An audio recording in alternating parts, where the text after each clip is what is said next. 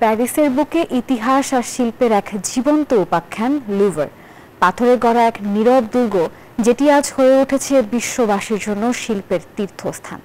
দুর্গ থেকে রাজপ্রাসাদ আর সেখান থেকে পৃথিবীর সবচেয়ে বড় আর্ট মিউজিয়াম, লুভরের এই রূপান্তর শুধু ফ্রান্সের জন্য নয়, বরং গোটা মানব সভ্যতার ইতিহাসের এক মহাকাব্য, যেখানে ভিড় করছেন বাংলাদেশিরাও। মামুন মাহিনের প্রতিবেদনে জানব লুভরের গল্প। পাথরের এক নীরব দুর্গ, যেখানে ইতিহাস আর শিল্প মিশে গেছে এক মহাকাব্যে। এই লুভর পৃথিবীর সবচেয়ে বড় আর্ট মিউজিয়াম, প্যারিসের বুকে দাঁড়িয়ে থাকা সময়ের এক অনন্ত প্রতিচ্ছবি। পূর্বপুরুষদের গড়া যে ঐতিহ্য বা স্থাপনাগুলো, সেগুলো কিভাবে সংরক্ষণ করা যায়, আমরা যদি এসব মিউজিয়ামে না ঘুরি আমরা জানতে পারবো না আসলে অতীতটা আমাদের জন্য কতটা ইম্পর্টেন্ট, ইতিহাসটা আমাদের জন্য কতটা ইম্পর্টেন্স রাখে। লুভরের শুরু 1990 সালে। ফ্রান্সের রাজা ফিলিপস আগস্ট প্যারিস শহর রক্ষায় নির্মাণ করেন এক বিশাল দুর্গ।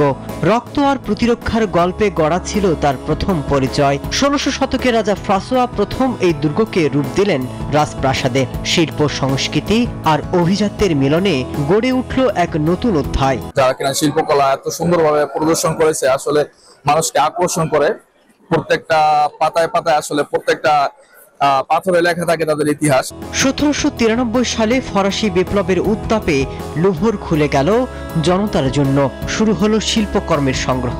মাত্র 500 থেকে শুরু হয়ে আজ প্রায় 3,80,000 শিল্পকর্মে পরিণত হয়েছে।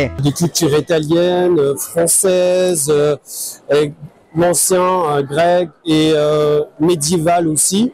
বান্ডেল থাকলে প্রতি সেনমানিতে টাকা বাঁচবে।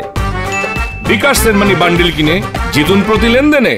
প্রতিদিন গড়ে 30,000 মানুষ এসে দেখে যায় এই বিস্ময়, যেখানে ভিড় করেন বাংলাদেশিরাও।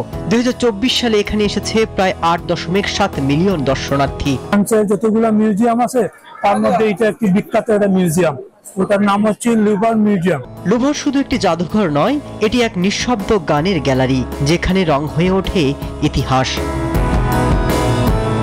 Desk report, news 24।